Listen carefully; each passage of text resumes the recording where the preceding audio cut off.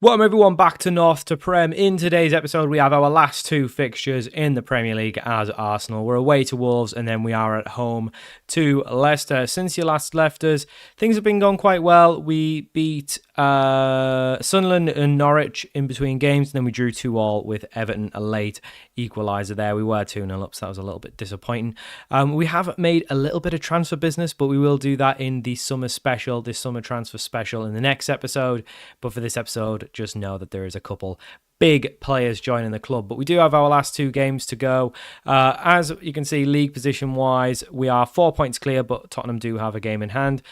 We are pretty much 6 points clear, so we are pretty much clear of well, I guess Chelsea have got a game in hand, so we will probably wrap up Champions League qualification if we were to win this game. I think that would pretty much be it. I think we are pretty much already qualified, but just to, rubber stamp it, this is the team that we're going with. For the Wolves game, we've got Ramsdale in goal, back four of Köpke, Saliba, Gertruda and Dedic, Declan Rice and Udrago in midfield, Saka, Ødegaard, Martinelli all behind Torres. We don't really have a striker, so Torres is our best option. We tried Martinelli up front. It hasn't really worked out even in the in-betweeny games, so we're going to just go with Valentin Torres until we could bring a proper one in the summer. We have eyed up a striker. I will say that is one of the positions that we've got a big player coming in for, so there is a big striker coming in physically and literally, so he should be one of the final pieces to this puzzle, because I think this side, outside of maybe a really good centre-back and some full-backs, now that we've got a striker, I think it's a title-winning side. I think you get a world-class centre-back in there, maybe a world-class full-back. I think this is a league-winning side. Man United and Man City have still got good sides. I don't think the Man United side is crazy good, but the Man City side is pretty good. So as you can see, they are the league leaders with 2 games to go. They are 4 points clear. So that draw against City doesn't, that narrow 1-0 loss to City doesn't look so bad now, given the context. But we look good. We look good for finishing third. I'm really not sure. I mean, Arsenal was 7th when we took over, but they won a game before we actually took charge. So I feel like they were quite I don't know what the word is. They were quite overzealous with their sacking. It seems quite harsh. I mean, we could easily go on a somewhat poor run next year. I mean, the Premier League is a hard league. So hopefully we don't see anything like that. But we do seem to have, we've done quite well since we've come in. The draw against Everton was disappointing. I think if we win that game, everyone's thinking we've had a really good start. I think because that is a great save from Ramsdale to hold that, by the way. I think if we win that game, everyone thinks we've had a great start. I think if we were to have, drew it, which you did, or lose it, you'd go, yeah, well, you've beaten Brighton, Sunderland and Norwich and lost to City, so you've kind of not beaten Everton, so you've kind of not really beaten anyone that's actually a good game. Those are the 3 teams, Sunderland, Brighton, Norwich. Those are all teams we should be beating, especially Brighton now. They're not as good as Brighton in real life. Brighton at this point in the save are, they've lost their way a little bit. They've still got some really good players though, so I still think it's a good result, but I do think we need to get a couple players in just to round off the squad. It'll be good to get Costa back as well. Obviously, we've got Ramos in for the time being, but that's just due to injury. He's been okay. He let in a very poor one, actually, for the equaliser against Everton, so kind of glad he's not our only goalkeeper. But we do have a world-class goalkeeper coming back from injury.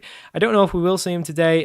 If not, we'll probably see him at the start of next season. There won't be any kind of Super Cup next season because they didn't get anywhere near any cup finals this year, and that might be one of the reasons why the manager's gone as well. It's a trophyless season, so I don't think I don't think we definitely won't be doing any Super Cups next year.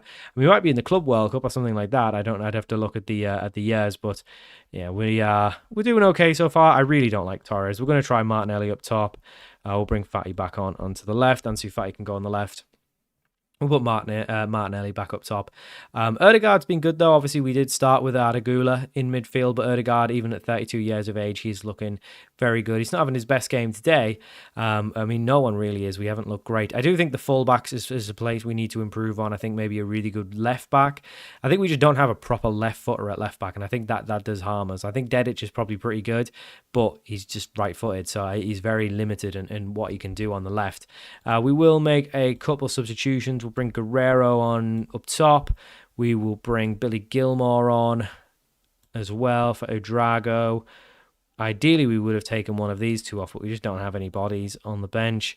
So for now, I guess we'll just have to see the game out. But we are given some game time to some players. I want to see what Billy Gilmore can do. I mean, he's not done great there. He gave the ball away straight away with a poor pass, but Rice tries to win it back, but Gilmore intercepts. Good stuff there. Saka on the break, looks for a move forward, finds Guerrero. I wanted to see some of Guerrero and Torres, and to be honest, I've not really been impressed when I've seen them. There's probably a reason why their little star ratings are a little bit lower than everyone else. Köpke has been found out of position a few too many times, and that's an equaliser, and that's pretty much what happened in the Everton game. We've led the game for so long, and then Köpke, for some reason, just is always too high up.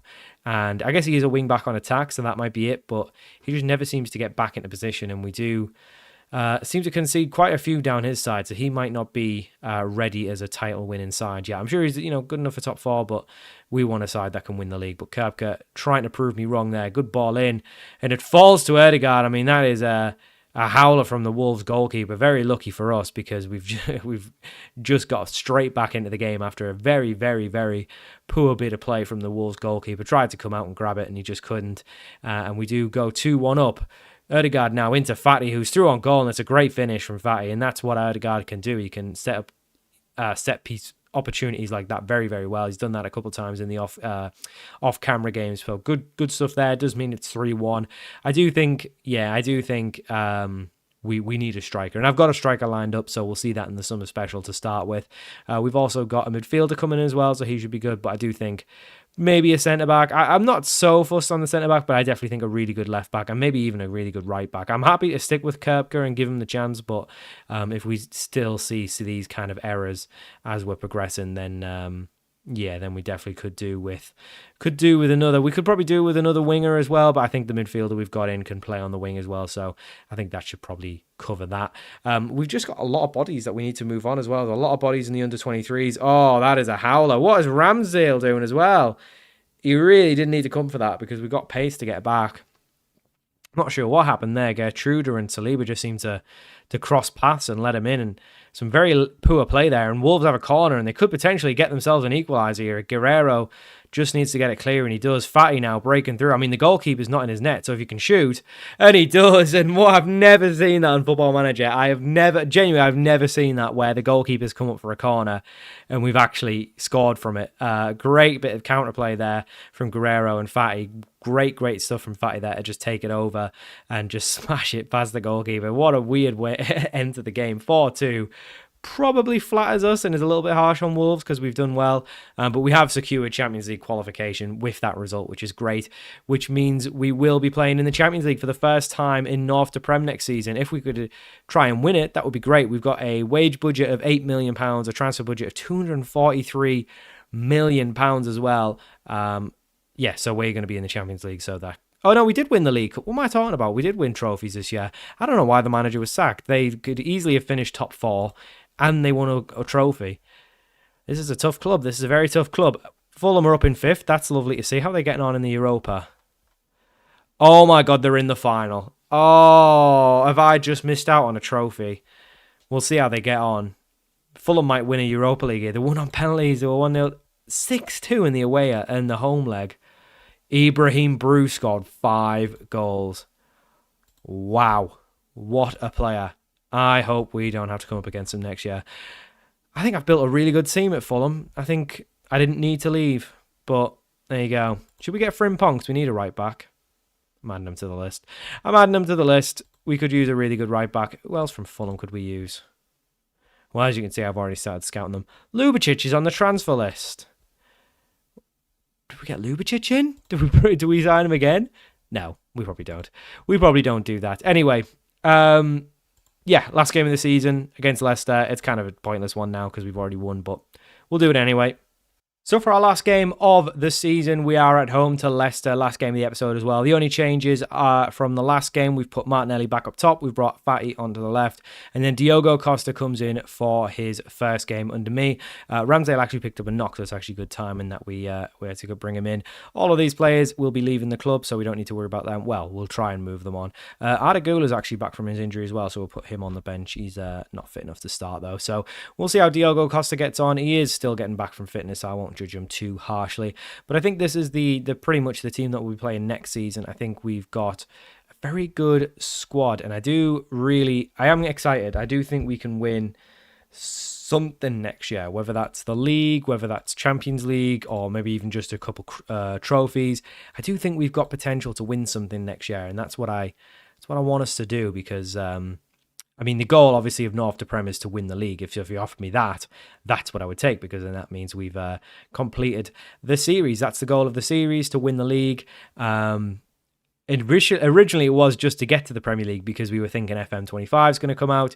We need to, pick a more realistic goal to fit in that time frame. In the end, with the big delays, we're actually going to be able to do it properly. So we'll try and win the league. We won't be winning the league, though, if Saka can't put his penalties away, because we had a great chance to go 1-0 up there early against Leicester, and he's just, it's not a great pen, to be honest. It was pretty close to the goalkeeper, and he's done well to keep it out, so yeah, not sure about that, but Leicester corner now, whipped in. Doyle gets up for it. Oh my God, I thought he'd just done... I'm sure that's Callum Doyle, who played for City. I thought he just did an overhead kick there, but it's a pretty good save from Diogo Costa, so quite happy with that.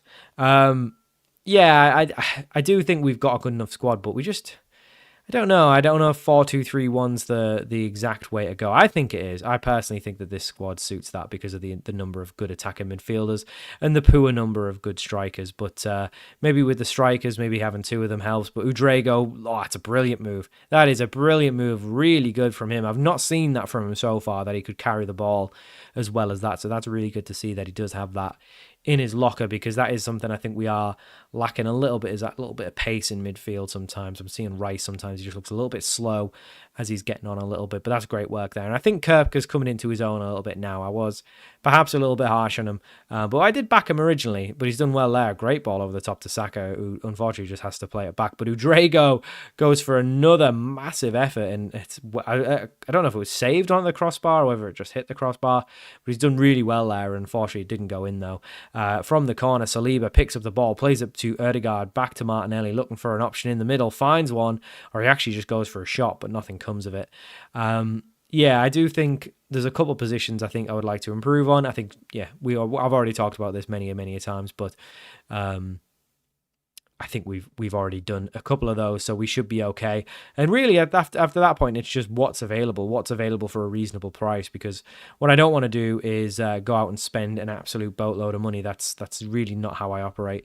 If we have to, I will, because if that's the only option, then I will. But I do think we need a world-class centre-back, someone hopefully younger that can partner up with Saliba, and maybe a world-class left-back as well. I do think we need a left-footed left-back. So those are my two positions. So it's not going to be probably the busiest summer transfer window special, but it'll probably be more exits. But we do have a couple big players that we can show off as well. So we'll take a look at those. Kirpke now racing through, and I do think if he was better at finishing, he'd have a couple goals, because he's got himself into some really good opportunities, some really good spaces for opportunities, but just hasn't finished them. And I do think us not having a proper out-and-out striker is the reason why we're creating so much but not really scoring. So once we can get a very good player into those positions, I think we'll be banging them in. So we will take Saka off. He's not having the best game. We'll put Martinelli onto the right.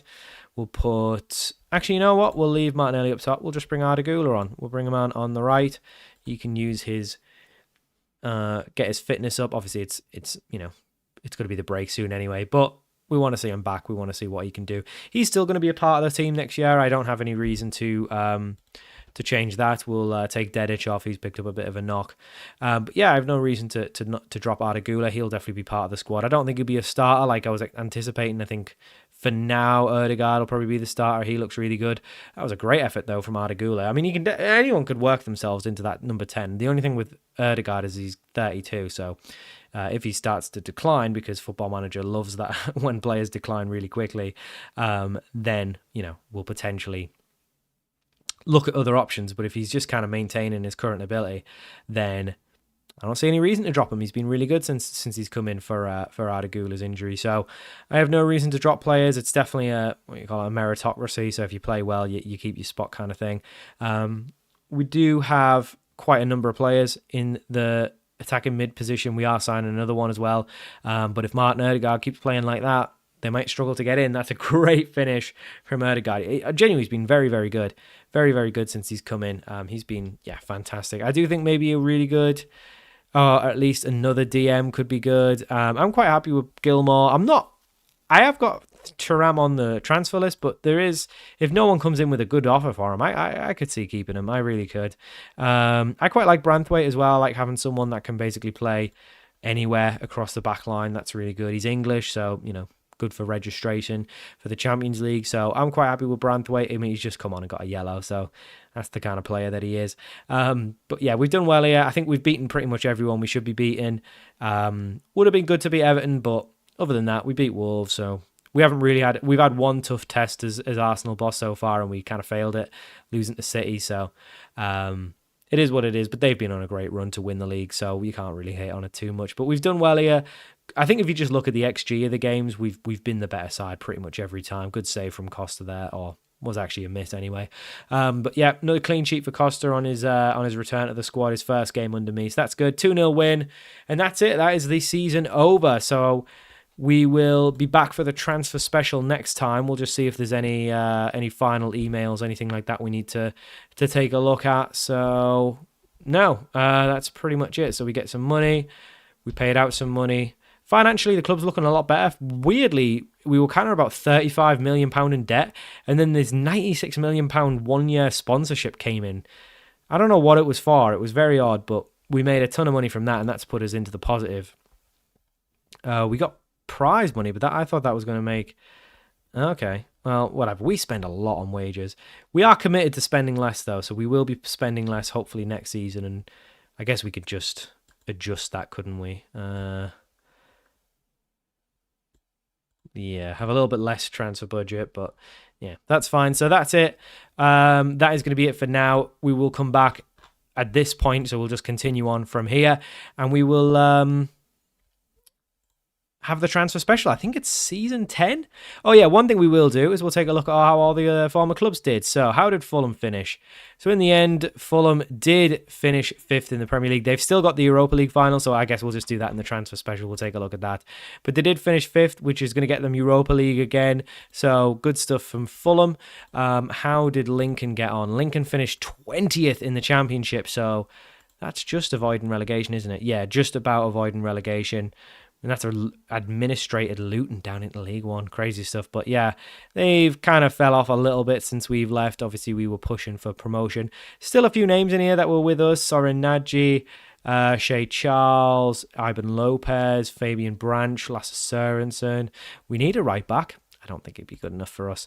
Joe Muniz, Gelves, Zambrano, Alex Collins of the Shamrock Rovers. Yeah. So there's quite a few. Pretty much it's very similar to the squad we left it with, which makes sense because we haven't been gone too long, but they do seem to have fell off since I've gone, so hopefully they can remain in the Championship. But we took them over, we kept them up, and I think as long as they stay in the Championship, that's pretty good for Lincoln. Peterborough Sports, how have they gone on? They've had a bit of a tumulent... Yeah, they are proper yo-yoing. So we took over in National League North, got them promoted to the National League, and then got them promoted to League Two. So we had 2 promotions under our belt. We very good finishes, didn't we? Yeah, we would left them top of League Two, and I think they did get promoted. So they got promoted out of League Two, went straight down into League One, straight down into the National League. So they had back-to-back relegations, but then they won the National League, got promoted back into League Two, but then once again they've just finished bottom of League Two. 9 wins in 46. That is poor. In the end, they deserved to get relegated. So they're going to be back down in the National League. I don't know any of these boys. I think Sheik Redgewell was the only one maybe that we brought in, and he doesn't even play. Yeah, this is a very different side nowadays. So that's a shame. Mark Hughes is the manager. Wow. Who was the manager? I was going to say this has got to be some managers ago. So first it was Mark Robbins, who is manager in real life. I can't even click on him, so he must have retired. Then they had Paul Krager, whoever that is. What's he doing nowadays? Seems like he's okay. Middlesbrough's under-21s assistant manager. Interesting. Then they had Lewis Graben as caretaker a couple times. He must have been a player. No, he's the assistant manager. Then they had Aaron Cresswell, who did get the relegation from League Two, but also won the National League with them. I don't know why they were sacked. He must have got sacked at some point. He's not taken up another job since then. He is wanted by a few clubs though, so fair play to Cresswell. And then they had Mark Hughes, who, yeah, I mean, we all know Mark Hughes, currently Bradford manager, or is it can't be? Is it? Oh, it must be a different Mark Hughes. Oh, yeah, he's English. It's a different Mark Hughes. For some reason, I saw Stoke and then Mark Hughes, and I just assumed it was the right one. But no, it's a different person. So in real life, he is the assistant manager at Stoke, or maybe the assistant manager at Plymouth. Not sure. But it's a different Mark Hughes. So he managed McDonald's and then Peterborough Sports. So there you go. So yeah, he's still there though. And they're back down to being semi-professional in League Two. That's crazy. Anyway, I didn't even know you could do that. Anyway, maybe they've gone down now that they've gone down, reverted back to semi-pro since they got back down to the National League. Don't know. But yeah, a bit of a shame what's happened to them, but I guess it seems like Lincoln and Fulham are still doing okay. It seems like the longer the time away we are from the club, the worse it does. So maybe Fulham might be on the same path next season. Yeah, I mean, they're still playing the 4-2-3-1, so it seems like one thing you usually see is when you go back to your former club, they've put an awful formation on, but they're playing the 4-2-3-1 still, so, and they're pretty much playing exactly who we'd play, so, yeah, I guess we might look at bringing in a couple of these boys. We'll see. I don't think we'll be able to afford a Djanicevic. I don't think we'll be able to afford Brew, so maybe Frimpong. He's a little bit old. I don't know if we want to be paying that. But he's a right back, and we could use a right back. We really need a left back, to be honest, a proper left footer. I don't think Sanchez is good enough. So we'll have a look. And that'll be the transfer special next time. So thank you for watching. Hope you enjoyed this episode of North to Prem, and I'll see you all for the Season 10, I believe, transfer special next episode.